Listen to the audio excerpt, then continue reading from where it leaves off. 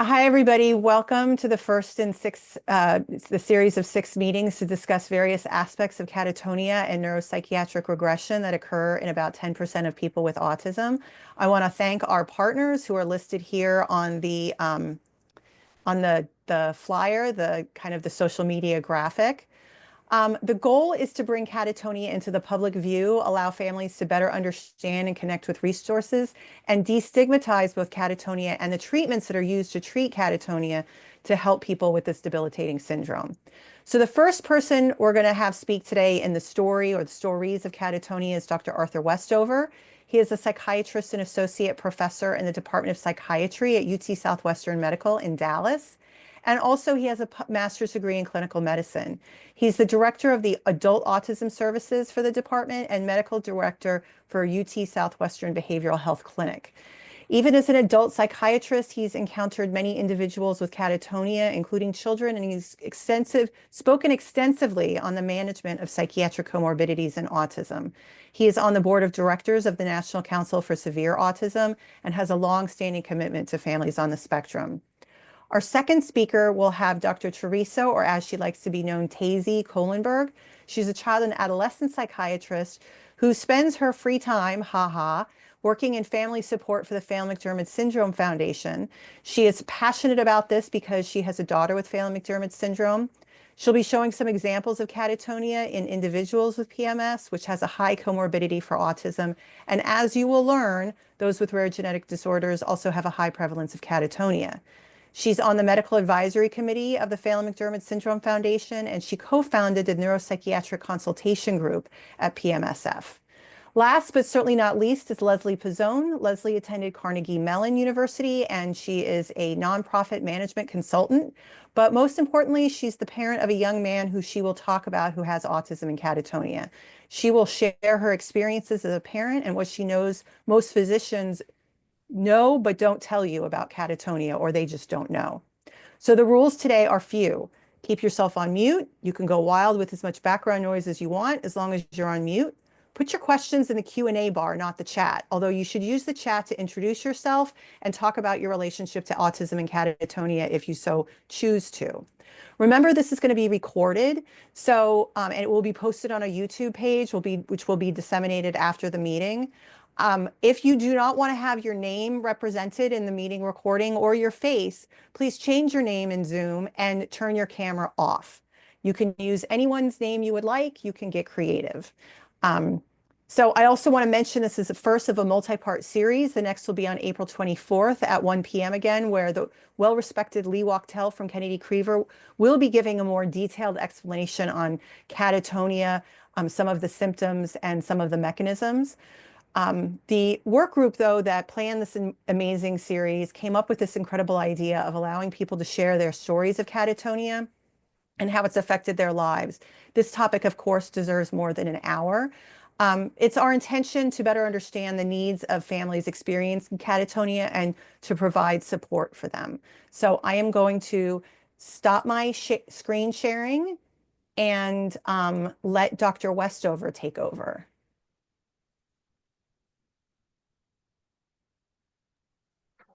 Alicia, it's great to be here, and it's an honor to speak on this very important topic. Let's see if I can get my slideshow started here. I think that's working, hopefully. So, We need another um, view. Sorry, we need oh, the other view. let's see. How do I change views? License, swap. Yes, swap presenter and slideshow. Okay, like that? Yes, perfect. Now Okay, me. excellent. Very good. So, yeah, it's my honor to come and speak on this topic today, to be the first presenter, to give a very brief overview of catatonia, and it's really hard to do this in 10 minutes, but I'm going to do the best I can to give you an idea of what we're going to be talking about both today and the rest of the webinars that are coming up. So I wanted to start off my part of the presentation to describe a case that came to me in 2018.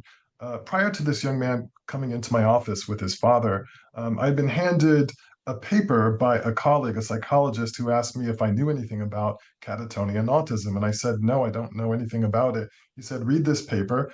It turns out it was a paper by Dr. Wachtel. And I didn't know Dr. Wachtel at that time, but I read the paper, thought that's interesting. I put it away. And then a few months later, this particular patient appeared in my office. An 18-year-old male with autism and intellectual disability who was nonverbal, who had a history of agitation when he was young, lasting about 1 week per year, 1 week per year. But in the past year, he'd had this greatly increased frequency of agitation. And it was really difficult for him and the family. Things were out of control in this family. He came into my office. He was wearing a harness, and his father was giving him the history as he was wrestling with his son in my office, who was wearing this harness, who was sweating, who was frantic. And as I was observing the situation, noticing the repetitive odd movements, the impulsivity, and so forth, I thought to myself, could this be a case of catatonia as I reflected on that paper that I had read? And this was a young man that had tried many different medications and treatments before he got to me. So we're going to get back to the case. Now we're going to talk a little bit about the subject of catatonia. So, catatonia, what is it? I call it a bit of a conundrum because catatonia, I think, is invisible when it's not considered, when a doctor is not thinking about it, but it becomes much more obvious when it is being considered as part of a differential diagnosis, which means all of the different kinds of diagnoses that could be considered in a particular situation by a doctor. Most doctors come into the idea of catatonia as something that they learned about in medical school that is particular to schizophrenia, a kind of schizophrenia, something that may present in schizophrenia. What they don't understand is that it can appear in all different kinds of conditions, including autism. So, why don't doctors recognize it? Number one, they haven't been properly trained about it. And also, the presentation of catatonia can be quite diverse. And we're going to talk about that in just a second. It can be very mild, it can be very severe, it can be happening on a more constant basis or on a very intermittent basis. And also, folks that have catatonia often can't themselves communicate what is going on with them. So, briefly, our understanding in medicine about catatonia has changed over time, such that this idea that catatonia only occurs in schizophrenia has started to go away, starting in 2013 when the DSM 5 was changed to remove catatonia as a subtype of schizophrenia and was then included as a feature of many other kinds of psychiatric conditions, including autism. And more recently, in 2022, it has been included as an independent diagnosis separate from the ICD-11. So I haven't really explained what catatonia is, but I'm telling you at this point that its understanding is changing over time in medicine, and we have a job to do to help doctors understand what catatonia is, and also parents and patients. And that's what the purpose of this webinar is. So this is a busy slide, and we're going to be talking in this webinar a lot more about how to diagnose catatonia, what the symptoms are, how it may appear. But to summarize what this looks like, we can think of it as in being two different categories. Retarded or slowed catatonia, where someone might be very much slowed down, or excited catatonia, or a psychomotor increase, where there could be extreme agitation, for example. So this particular graphic that I'm showing on this slide shows the most common symptoms of catatonia in general, not necessarily in just autism. And I have these arrows here to point to the particular symptom of agitation.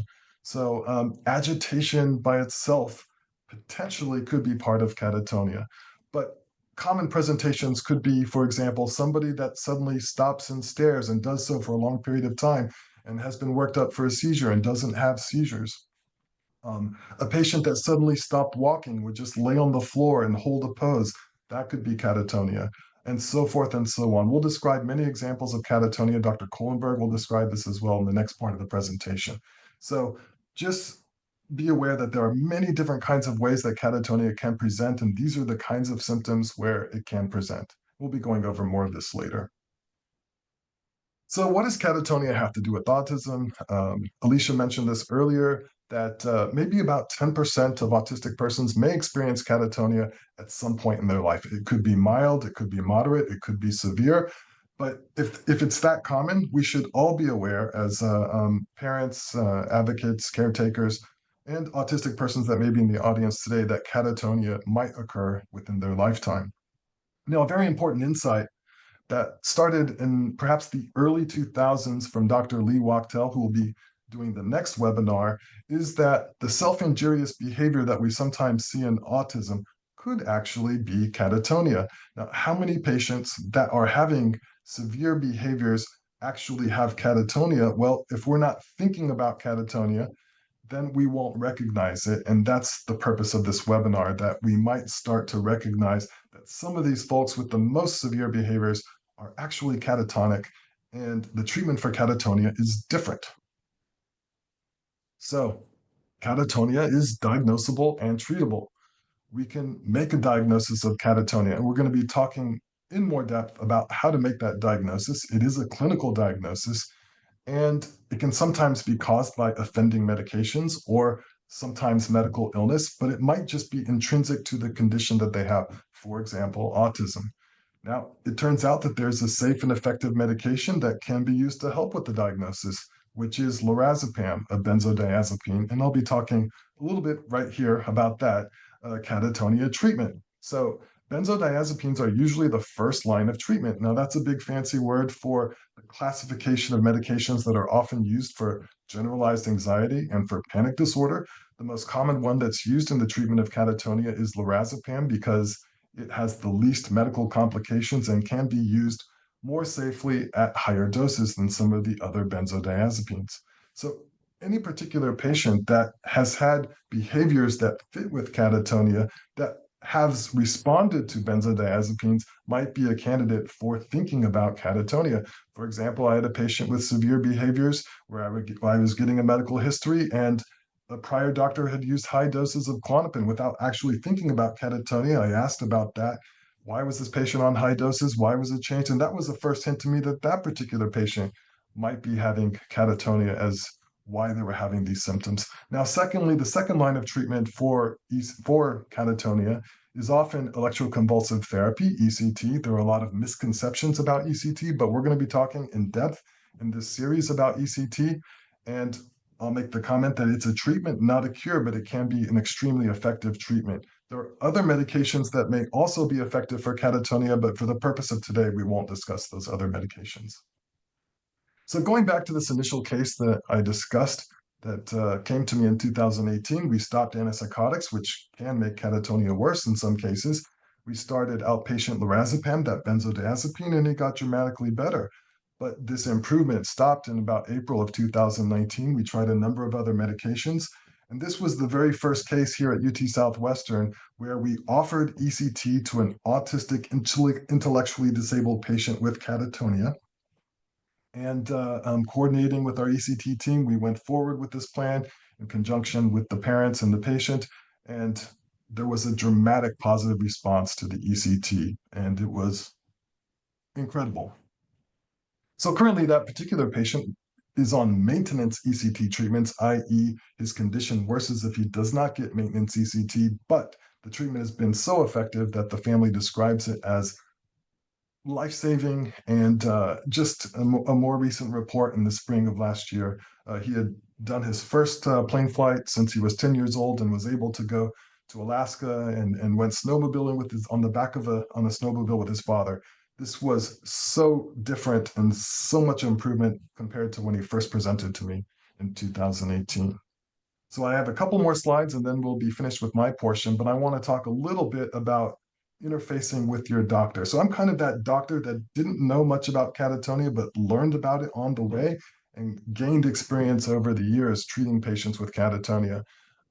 Most psychiatrists and most doctors, and this may include pediatricians and neurologists as well, and internal medicine and family medicine, only know about catatonia as something that they may have learned about in medical school, and they associate it in their minds with schizophrenia. So one of the things that we'll be sharing as part of these webinars is the ability to share papers and studies that you could share with your doctor, and we plan to give you access to those things. Also, sometimes doctors expect to see catatonia like it's always there or it's not there, and it may not be present in the office when you go to the doctor. They're not familiar with the idea of intermittent symptoms, but they need to become familiar with that. And that's where having video evidence of catatonic symptoms can be very effective for sharing a history. Also, back to the treatment of catatonia, almost every doctor is familiar with the use of low doses of benzodiazepines. And a trial of a low dose of a benzodiazepine is very low risk and can be an effective way to start to understand whether a collection of symptoms that seems to fit with catatonia is actually catatonia, although sometimes it doesn't work. But we'll be talking more about that later. But your doctor probably doesn't have experience with high doses of benzodiazepines, and sometimes it does take high doses of these medications to be effective, sometimes on the order of 20 milligrams of lorazepam per day, which is something that most doctors have never prescribed. So there is a bit of a challenge there.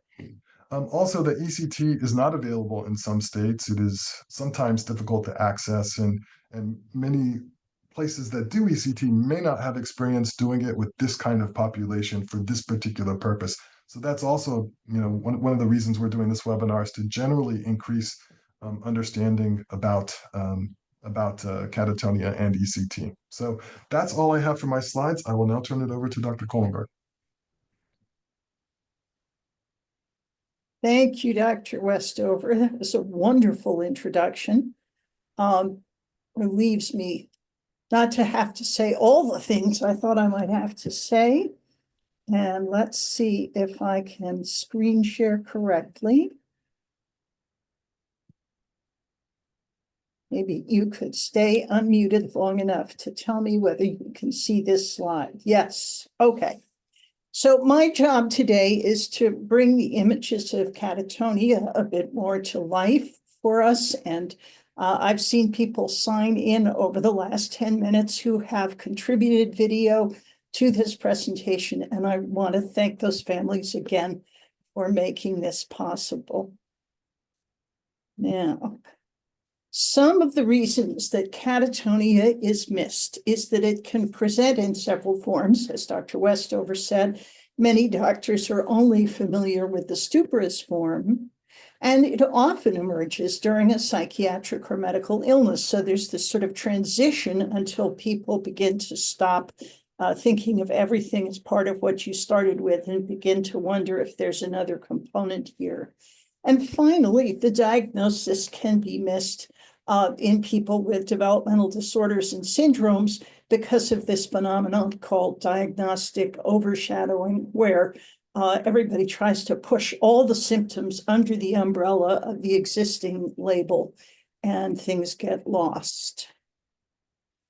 Now, I think another really important thing is that we as parents need to differentiate behaviors that are seen as part of the baseline in people with various disorders, which overlap with some of the symptoms on the catatonia checklist. My point is that if your child has always done this, and it's not a whole lot more, it probably shouldn't be considered as part of the diagnostic criteria. And you'll see in this list some of the more common things that this applies to, such as repeating and hyperactivity, self-harm at a certain baseline level, and so forth. There are some characteristic changes seen in catatonia, and over these past years, as I've listened to our families, they've begun to really stick in my ear. I've grouped them in 3 columns, the first being changes in movement quality, so getting stuck in unusual postures, having trouble crossing visual boundaries, like through doorways or between rug and plain floor, forgetting how to carry out simple moves like approaching a chair and just seeming not quite to know how to organize your body to sit in it, and loss of control over the mouth, which you can see in drooling or changes in the quality of speech, or real trouble in managing food and drink as they used to. There are changes in bodily functions, including an inability to release urine. You can see what's called acrocyanosis, where the hands and feet look like somebody's been out in the cold for hours, but they haven't. You can see a marked tremor, and you can see unstable vital signs. So heart rate, respiratory rate, temperature, and blood pressure fluctuating. And there also are qualitatively new behaviors listed in this last column, prominently staring and being unresponsive, but also an interesting pattern of refusing food and drink or turning away from it and pinching the mouth shut. New aggression that's really not typical for the person, new self-injury, repeating, either verbal repeating or repeating movements, this constant pacing that Dr. Westover described in his first patient, automatic resistance, and a pattern of making very odd faces. So I want to just touch on the fact that a complex neuropsychiatric illness is seen across multiple developmental disorders, among them Down syndrome and Phelan-McDermid and Kleefstra, and you'll hear more about this across this series of talks. This tends to begin in teens or young adulthood, usually with a marked mood disturbance, which can be mania or depression, sometimes with OCD, often with a dramatic change in need for sleep, sometimes with psychotic experiences such as seeing things or believing things, loss of skills in all domains, and then core catatonic symptoms. There are some really big similarities across diagnoses, but there are also some differences, particularly in their response to treatment. And there's an interesting overlap with autoimmune encephalitis. So the following cases are particularly vivid examples of catatonia and of its response to treatment. But it's important to say catatonia is not always this obvious when it starts. And I'm going to highlight some behaviors here. This first young man is posturing. Hi, Hayden. That arm is What you just doing? stuck up there. And my cursor has Do you want to put your disappeared. arm down? Go. And this young woman is stuck in this very awkward position in a park. And it's a long video that we don't have time to watch all of, but she simply cannot free herself up. And she has an anxious and puzzled look.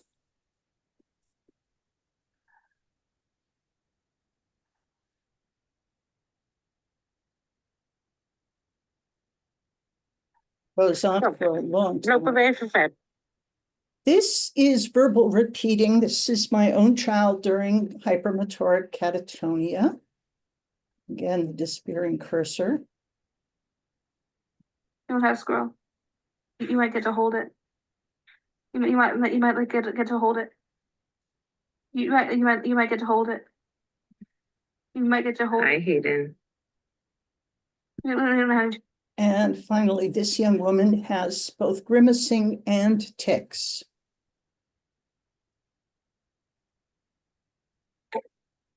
Devo darle botte alla nuvola? Cosa fa la luna, Laura? Gli do le botte? You don't have to scroll. Ok. You might have to scroll. Now, we're next going to look at stuporous catatonia, and this is a young woman with Phelan-McDermid with a history of manic spells. In this first video, she's well.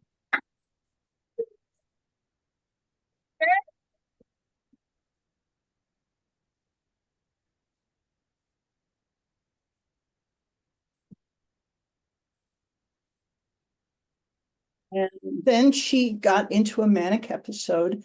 She was hospitalized for the mania. She was given 2 antipsychotics at the same time. She fell and hit her head and vomited and choked and was sent to the ICU for a question of aspiration pneumonia. This was during COVID, so her family weren't able to keep an eye on her care. But when she was discharged to them, she was stiff, she was mute, and she was unable to swallow. And within 2 days, they had to admit her to a different hospital for medical care. There, the hospital team thought she'd had a brain injury. And even though the MRI showed no injury, the team thought the family was in denial about her permanent change in status and strongly suggested that she go into a long-term nursing facility. She remained in this state for about a month while the family, who had heard from our foundation about the possibility of catatonia, persisted in asking for treatment.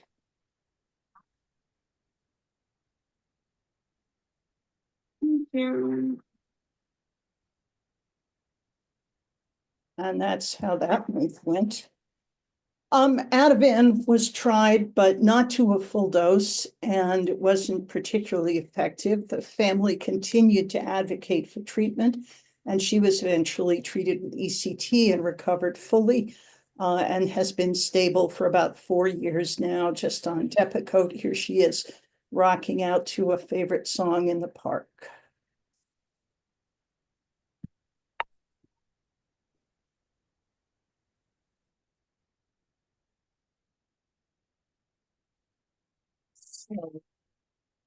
This is a 13-year-old also with Stuporous catatonia. She developed manic spells and hallucinations, was given risperidone and developed muscle stiffness and stopped eating, was hospitalized.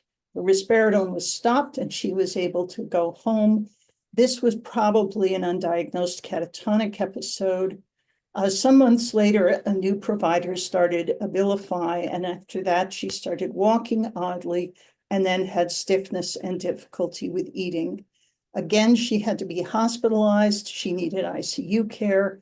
Ativan was tried. A dose of intravenous immunoglobulin was tried. They weren't helpful. Here she is before ECT. Yeah, we'll be fast. Notice the arm position, the overall rigidity. Good job. All right, let me scoot. Ready? Get your feet straight. When you feel. Here she is the day after her first ECT treatment.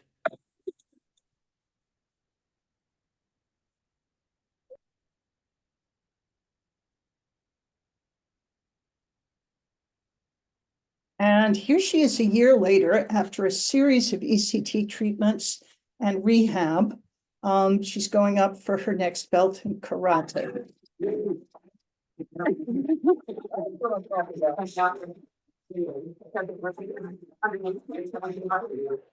So I think it's really critical that we understand that this can be a treatable disorder. Next, we're going to talk about excited, also known as hypermotoric or agitated or hyperkinetic catatonia. It can begin during mania, and there's substantial overlap between the symptoms of mania and the symptoms of catatonia. So one needs to look for the emergence of really intense and purposeless restlessness and pacing, and the other features on this list to begin to pick up on emergent catatonia. I think that urinary retention is one of the helpful ones in discriminating them. This is Mikey, a wonderful young man with Felon McDermott in his usual state, eating breakfast, and I think watching TV, though I can't see it.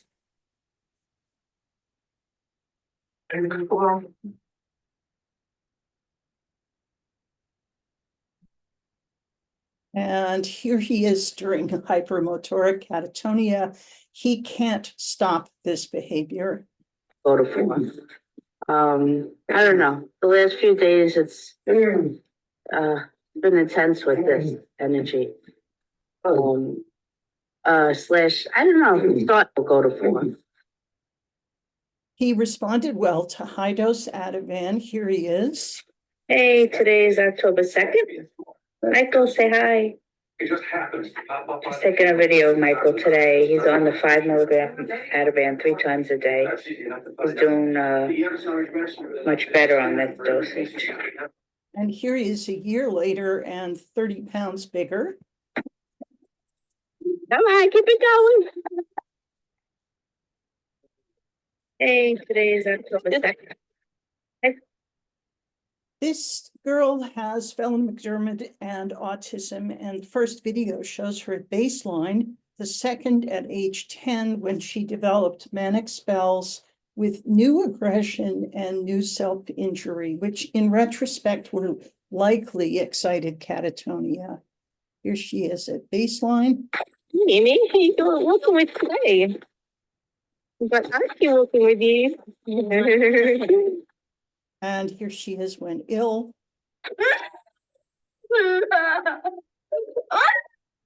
Hey.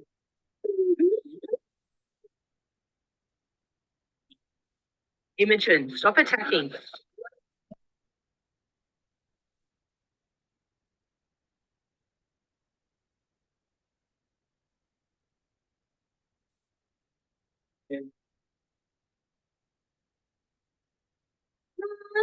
You need help to do it up?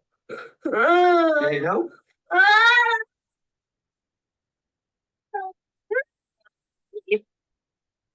So some months later, she very rapidly became flushed and stiff and hot. She had fever and a high heart rate and an unstable blood pressure. This looks now like neuroleptic malignant syndrome, which is a particularly dangerous form of catatonia. In her case, risperidone was stopped and steroids and diazepam were given. Here she is during that crisis.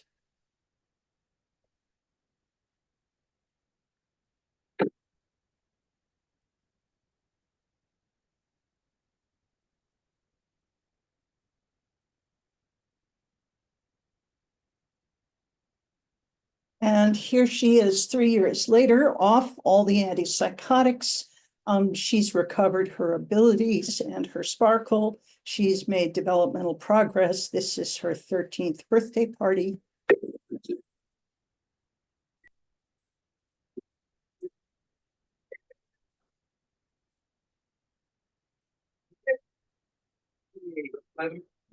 I could show you more of these videos, but time is tight.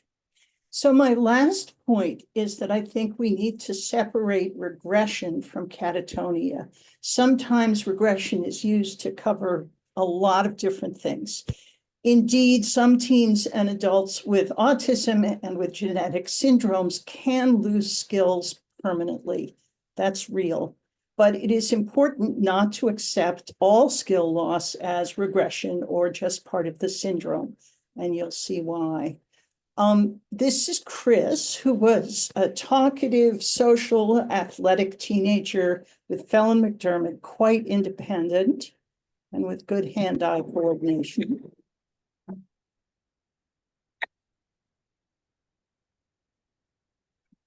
That's him at baseline.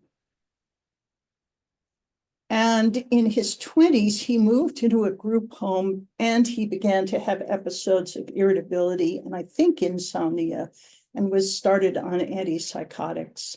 And over the next years, more than a decade, he lost many skills, including his continence, most of his language, his memory of people and past events. And these changes were attributed to regression. This is what he looked like in this phase of his life. First time I see that many people like.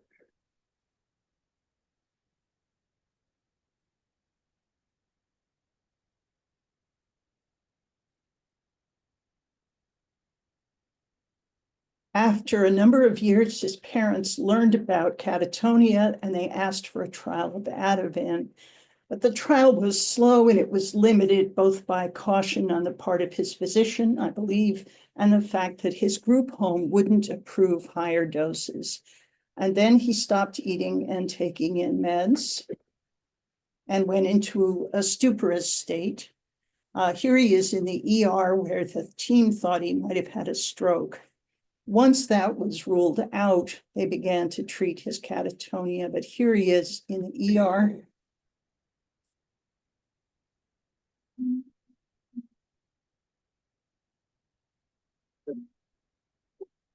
I'm gonna move your head back a little bit.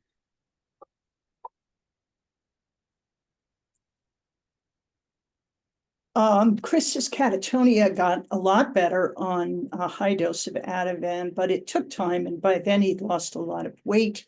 He'd acquired a G-tube. He'd acquired contractures and bed sores.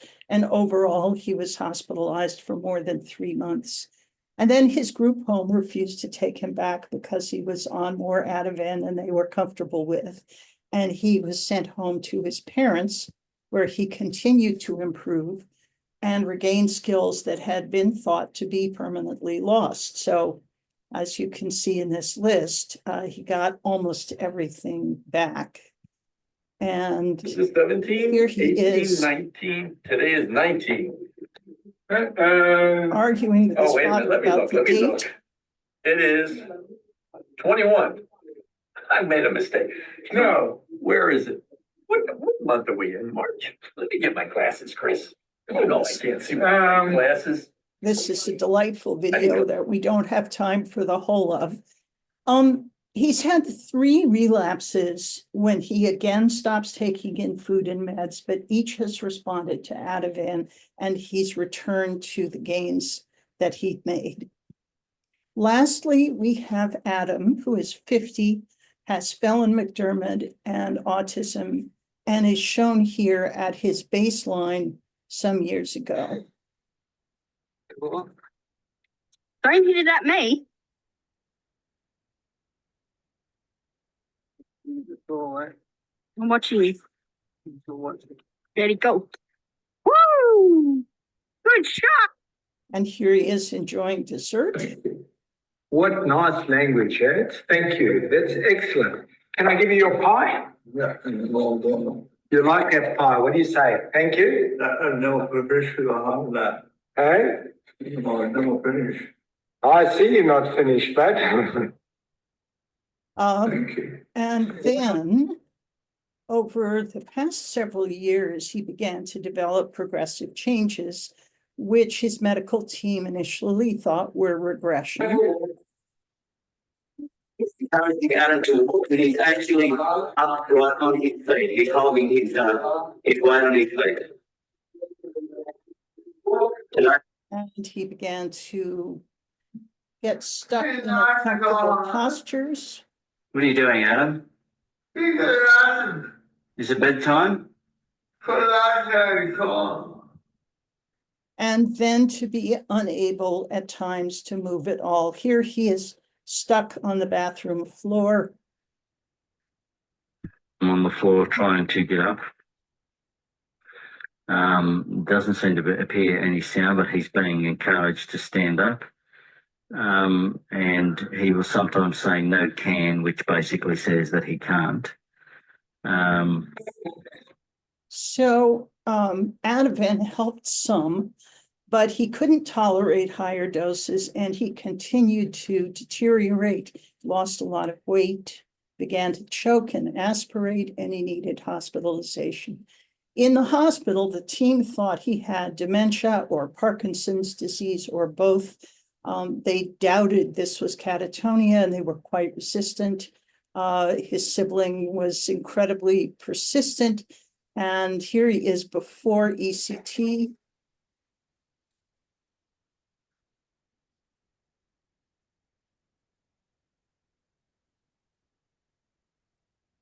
And here he is now 3 months into ECT. He had a break where he had to stop treatment, I think because of a pneumonia. He's eating again. He's gained back over 10 pounds.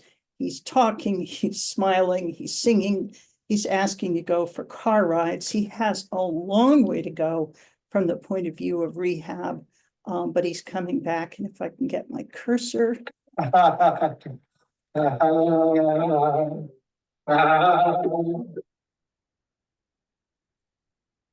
Video's not playing.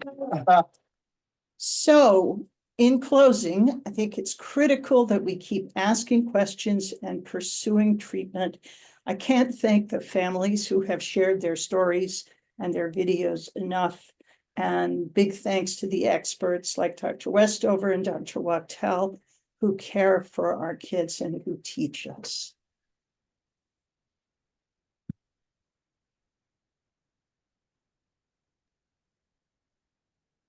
Thank you. I see some questions in the chat, but before we get to those, I want to turn it over to Leslie Pizzone. Thanks, Alicia. I'm going to put my PowerPoint up.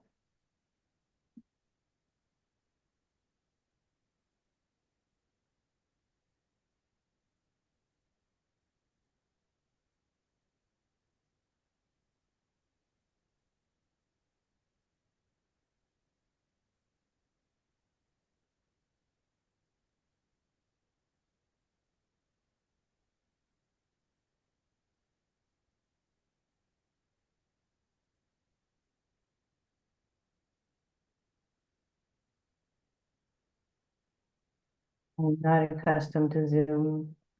I need to get the whole thing up.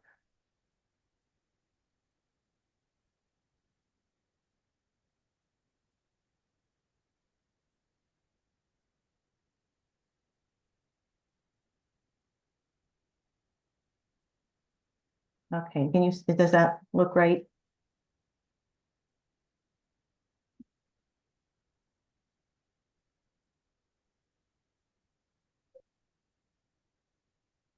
Sorry. I can see you.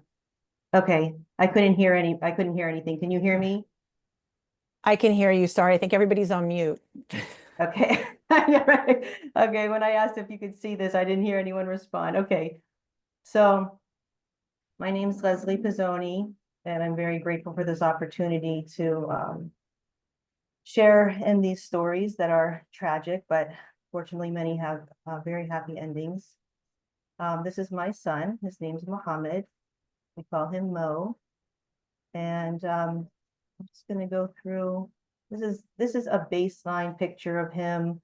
My husband has a coffee shop, and I think he was probably 15 or 16 in this picture. And he would go to work sometimes with my husband, and he's stamping bags right here, and looking, has a face right there that I haven't seen in a very long time. So here are the topics I'm going to cover. Early features, experiences leading to diagnosis, and symptoms and treatments. So I'm just going to go kind of like from present and then backwards a bit. So right now he is 19 years old. He has intermittent catatonia. He was diagnosed when he was 18, and it presented at that time with psychosis. He was diagnosed at Nationwide Children's in Columbus. We live in Dayton, Ohio. And that diagnosis was almost immediate. We went to their crisis center. I think probably within 10 minutes, they said he's psychotic and we suspect he has catatonia.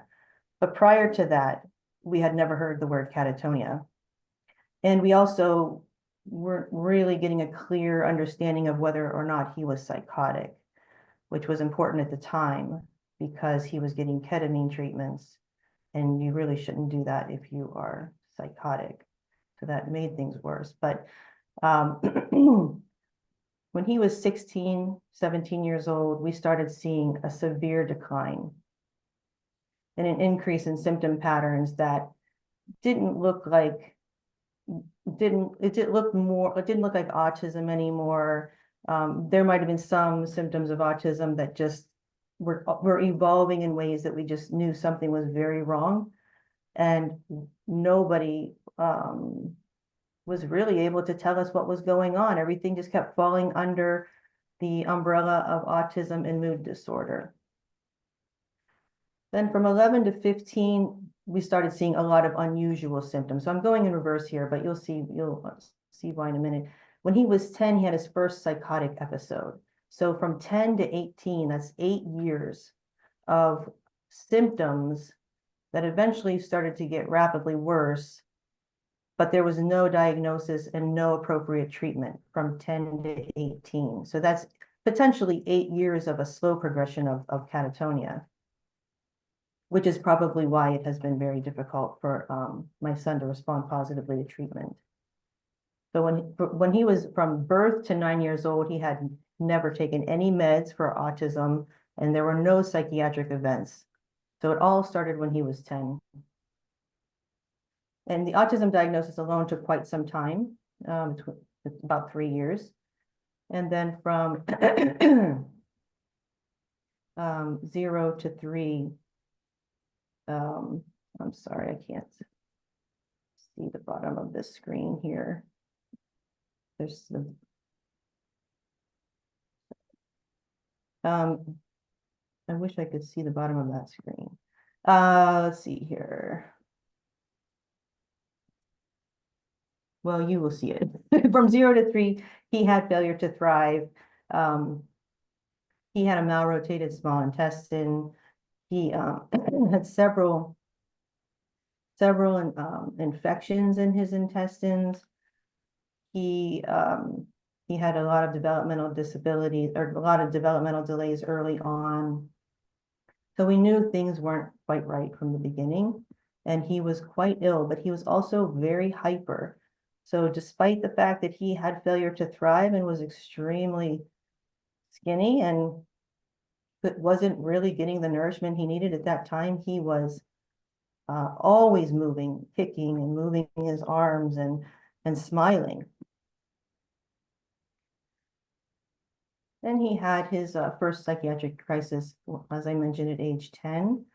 And I really am going to have to figure out how to get this bottom bar out of the way so I can see them. So, okay. So the immediate symptom onset at 10, there was an immediate personality change. It happened pretty much in a day. He was at summer camp.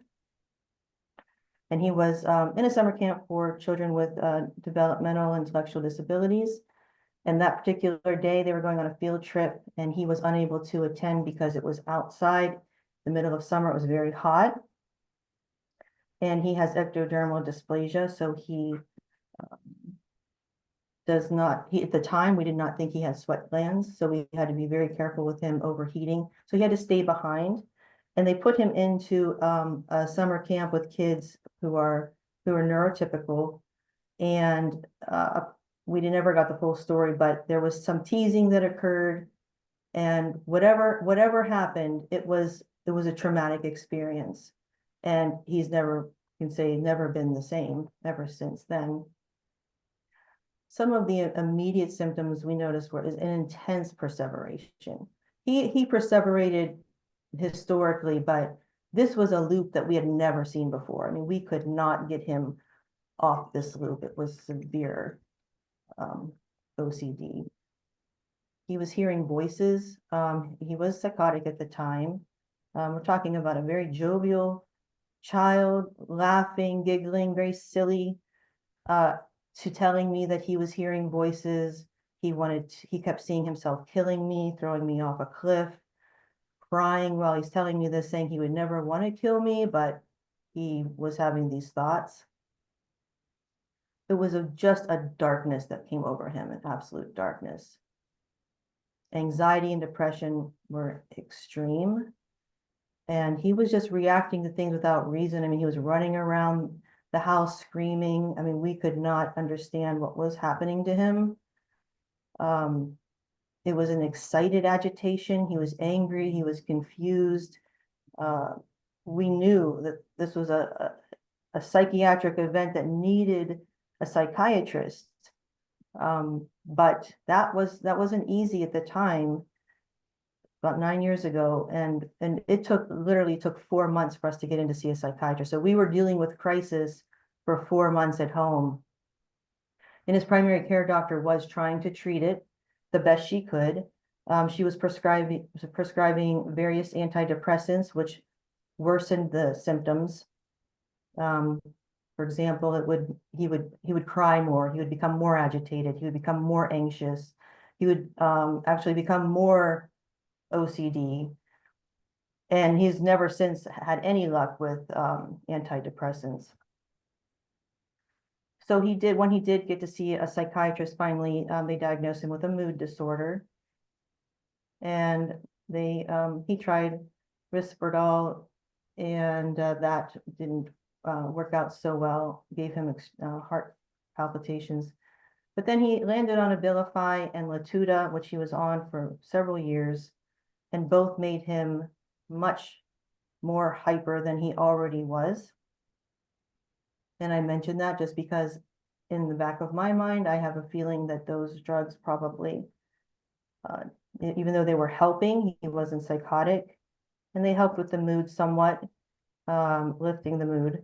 But I feel like those drugs also probably, at least the Abilify, was maybe making things worse underneath the undercurrent, because when he has tried Abilify recently, again, it lifted his mood. We saw improvement that we haven't seen with any other drug, but it also aggravated his catatonia because it drove anxiety, it drove hyperactivity, and he can't take it, even though he was able to get out of bed in the mornings when he was taking that. But long term, it wouldn't have worked out. So unusual symptoms that we were noticing when he was age 11 to 15. So he's being managed with Abilify and Latuda. Things were going along, but we always saw some ups and downs with depression, some mood swings, but he wasn't psychotic. So we felt like the Abilify was doing a decent job, even though we felt like that more was needed, but we were trying every medication possible, but we weren't seeing any results. We did not try any benzodiazepines at that time because the psychiatrist never mentioned catatonia or brought up benzodiazepines, and I never even thought of that to ask. Leslie, just a time check. We have about a couple minutes left, so I don't know how much longer your presentation is. Okay. So I'll go through this a little quickly. So some of the things that we noticed I highlight in red here that are that really spoke kind of catatonia, but we weren't seeing it. So there's isolating, extreme isolating. He was like, he wouldn't sleep in his bed anymore. He would sleep in a corner with pillows, or if he was in the house down in the TV room, he would go into the corner with pillows. He wanted to be like, he was nesting. Lots of repetition, lots of repetitive movies and songs just over and over. The rocking became more forceful. It was just a different kind of rocking, even though he did that prior. That was kind of something he always did. It just started to change. It didn't look like his normal rocking. And then he started complaining about stiffness of joints and muscles. And that probably was a clear indicator. When I look back, I'm like, oh, that probably should have set, an alarm off, but it didn't. I mean, it took us down another path. We saw a rheumatologist. Everything was coming out normal. A CT scan, psychiatric drugs. I mean, we're trying everything. We tried TMS, which is transcranial magnetic stimulation. That didn't work. Then we're leading up to his second psychiatric crisis and hospitalization. This is when things started to intend. This was like kind of like 2 years of just a steady decline. And then the last several months, it was just an intense, full-on, nonstop crisis. Everything was triggering him. He couldn't handle any positive feedback. He still can't. The triggers just set off negative behavior, screaming, agitation, aggression, violence. He goes on intense perseverative loops, as I mentioned before. And these are the things that he experiences often. When he's experiencing catatonia, there's always a loss of appetite. There's always like staring and grimacing. There's withdrawal. There's regression. There's confusion. And then on the diagnosis and treatment side of things, he had his first psychiatric hospitalization when he was 18. They did an Ativan challenge. They confirmed his diagnosis at that time, and he started ECT probably within 2 weeks of that, because his doctor realized he was probably experiencing this for possibly 8 years, and there was no time to wait. I mean, he needed immediate treatment. He was hospitalized for 6 weeks. And later on down the road, he was diagnosed also with schizoaffective disorder, depressive type. I'm not exactly sure how that is fits into all of this. It all kind of looks like autism and catatonia to me, but I don't know enough about it. This is when he was much younger, baseline. This is a picture of Mo on the right here after an ECT treatment. But he often looks like that. He often, you've seen the videos and pictures just now. He kind of has a kind of a zombified look, which also tells the eyes are the windows to the soul. We can often tell how the health of our loved ones just by looking into their eyes. This is a Bush-Francis catatonia rating scale that was used to help diagnose Mo. These are, he had many, and it changes from time to time, but he had and has many of these ongoing. He kind of goes between super and excited. It can happen, that can be within a day's time where he's kind of slowing down and then just ramping up and going on a so this scale is very helpful. A lot of the doctors don't want to use it or don't use it, but some of them do, and we always try to recommend when we see doctors who are unfamiliar with them to use this as just a way to kind of gauge where he's at. Hospitalizations, when he first was diagnosed in October of 23, we basically were in and out of the hospital until July of 24. 70% of our time was spent in hospitals. And I mean, we are still kind of looking for answers. I